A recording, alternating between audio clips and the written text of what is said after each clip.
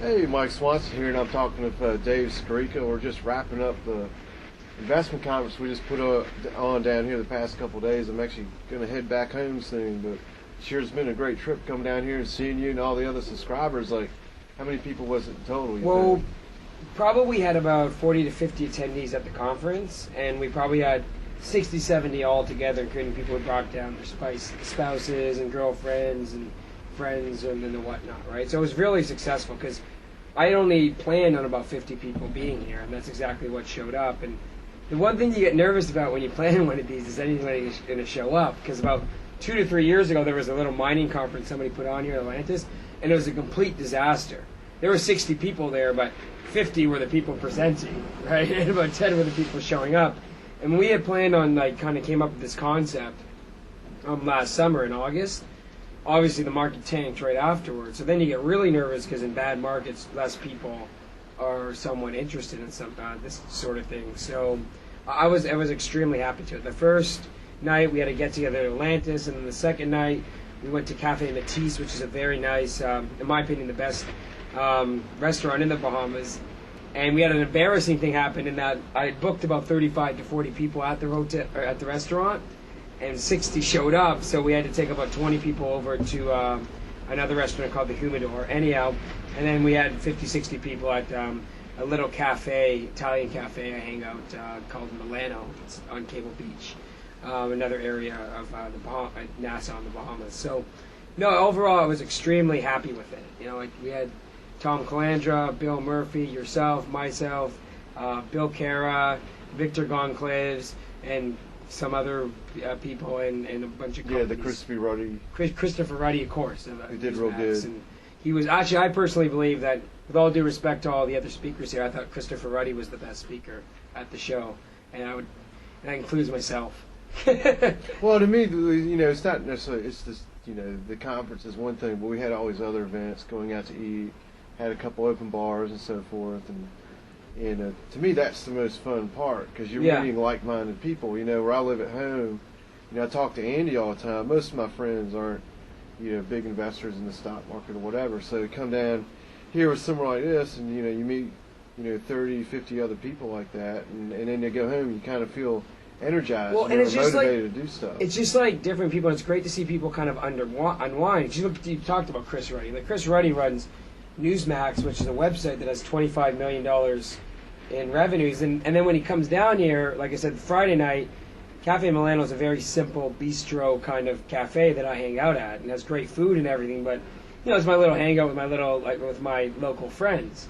And then I'm looking at, like I said, Chris Ruddy's there, and Tom Calandra's there, and Bill Murphy's there, and I'm thinking to myself, and a guy named Joe Martin, who runs all the Cambridge House shows in Toronto, is there, and I'm looking at this, and I'm like, these are all these big name people who run these websites or in the investment industry, and they're all at my little hangout in the Bahamas, and it's just kind of nice to see that happen. And of course, then all the people who really make the show, even more so than us speakers, were the people attending, because, like I said, if no one else showed up, it was quite embarrassing. So it was great seeing all our subscribers there and that sort of thing. One day, for example, after the second day of presentations, we took our subscribers to Potter's Cave, the thing we did a little video on, underneath Paradise Island Bridge, where we have a bunch of shacks and you eat conch chowder. And again, that's kind of what it's all about. You take 2 or 3 subscribers, you have a couple drinks with them, and you eat some local food, and that I think is what really the whole experience is about, rather than anything else. Well, one thing too about the conference, I think this is also might be true of people who didn't attend it, but there are lots of common questions that people had. For instance, I think the market that people were the most interested in was the gold market, and it's done the best since the market collapse in the fall. Gold stocks have gone up the most. So I think that's the one thing everyone was kind of wondering about and focusing on, and just for the other people who weren't able to attend, just curious, if you could share your thoughts about gold the rest of the year.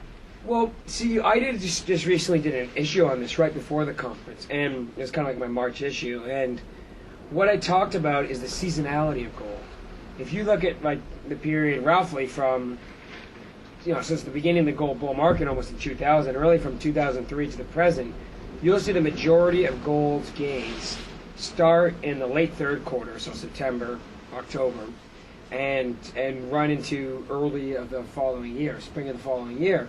So we're in a similar situation that we were in 2005 and 2007, and that's basically what happened with gold. Is you had a high, and the high was in late 2003 in the 2005 instance, and the high was in 2006 and 2007 inches, and in that spring of 2005, you went up to the 2003 highs, and you bounced down off it, and then it consolidated over the summer and into the fall, and then really took off. 2007 was the same way.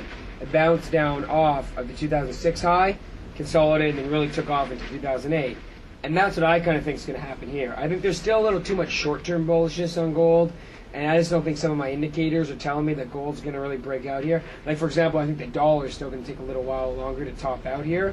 So what I'm really looking for is gold will continue to kind of,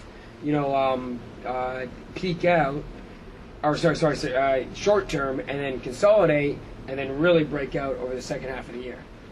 And I kind of see the same stuff. I'm a big believer too in these seasonal patterns because they certainly have played out the past couple of years, but also the price pattern of gold stocks. They're starting, or they have been most this year, lagging the metal a little bit, or not really lagging it, but they're not outperforming. And usually they start to do that this time of year, and then you get a correction or at least some consolidation. They ran up so much, they bet almost. I think they more than doubled, or a lot of them have. So but I think it's a logical time to consolidate. Yeah, exactly, and I really believe that. I just think. See, I haven't been as negative on the gold stocks as gold because after the crash in October, they got, and I talked about this in my presentation here. They got so cheap compared to the price of gold, right? That they were so cheap that even now with the rebound, actually they're still cheap compared to the price of gold. They haven't gone expensive at all, right? And so I'm still quite bullish on them at the moment, but like we said, they will probably have to consolidate with gold. But if I had the choice of buying the gold or the gold stocks or the bullion, I would buy the gold stocks because, for example, the XAU to gold ratio, as we're speaking here, is about 15%. It had never been below about 16% until past fall. So we can see, like, historically, the XAU to gold is cheap and the whatnot. But again, I think we need a little more of this consolidation here, and that probably means and I think it's going to be a tight consolidation. I don't see gold going back to 700. I see it between 850 and 1,000. Well, the thing is, like, with the gold stuff, it seems like, you get these temporary swings in the psychology. Like in January, February, I was actually getting lots of emails from people that wanted to get in and buy, but they were buying right after it had already gone up a whole lot, and probably, we think, it sounds like we both agree, near some sort of kind of top or temporary top.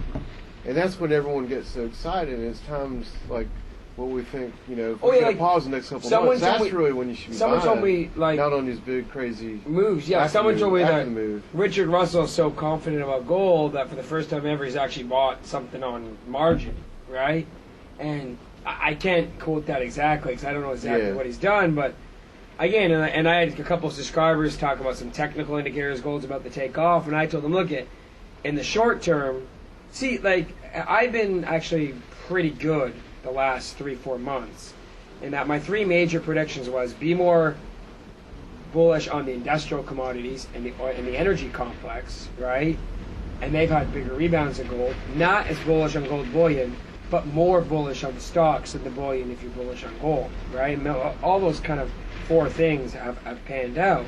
And like you said, like, I would just wait for the consolidation to play out rather than kind of try to jump in here. But the thing is, like, someone like us, that's writing to lots of people, and we have lots of readers, we know that's the best thing to do, but that's not when most people really get excited. They get excited a couple months ago. So, that's the thing. Like, you want people to be able to get in at the right time, but they don't always want to. I mean, it's one thing, like, the paying people, I think, do better because they read us or get a better feel for what we're doing, but it's the new people, that's when they want to get interested. It's funny. It's tough. It's funny because the week of March the 6th, right, our week ending on March the 6th, which is basically the bottoming week of the stock market, and the topping week in gold. I had a guy call me on March the 6th, and he knows that I'm a long-term bull in gold. He says, "Congratulations," and I'm like, "Congratulations about what?" And he's like, "Gold's 1,000. It's great. It's the only thing going up." And I'm the exact opposite. Yeah. I am into reverse psychology and contrarian investing. That really worried me that week on gold. I was like, stocks are all going down. The only thing going up is gold. To me, that's an extreme sentiment indicator that the market's going to top and the market's going to bottom and gold is going to short-term top, right? And that's exactly what's happened over the course of the last few weeks. But like you said, yeah, what people should be doing is picking and choosing, seeing weakness, but everyone wants to buy kind of when it's going up and hot. And that's like last fall is a classic example. Gold, when it tanked into late October, if you had closed your eyes and bought a Nico Eagle at $21, you'd almost triple your money in 6 months. So like those are the times to really look at stuff. Well, we're gonna have to take off, and we're supposed to meet some people shortly. But before we go, do you got any second thoughts about the show or gold or anything? We're actually going to be we had a couple guys at the show who are going to jointly venture this with us, and we did this all ourselves. And in terms of the day-to-day planning, because I live down here, I basically took care of all that myself. And I'm not a conference planner. Like, this is something that was totally new for me, so I was quite nervous. And for number one, I want people to show up, and number two, I want them to have a good time. And that seemed to happen. So I think we're going to make this thing bigger, and we're going to have it I think I ran it pretty well, but I think it's going to be even better, more well-run coming in the future. And as the markets, I think especially the precious metals market and junior stocks and gold stocks improve, we'll get more people out to this. I think it went really well, and I think it'll be something worth going to in the future. And like we said, this is totally different from a trade show. These are like half-day seminars followed by like nice dinners, mingling with people who are well-minded, a few beers, and I think it went very well, and it was a very good time. And by the way, me and Mike and Howard, the guy shooting us right now, we ain't been going 24/7. I told Howard this the other day. We've been going 48/14. It's been, I'm not going to have a beer for a long time after the show. Put it that way. I'm going home, and that's it for a couple weeks. So. We're drunk right now. No, just joking. but yeah, we'll talk to y'all later. And it was great. So thanks for having us come down and everything. So. And I'm glad most people enjoyed themselves. And to the attendees, you're the ones who made the show. Yeah, Thank you. Definitely.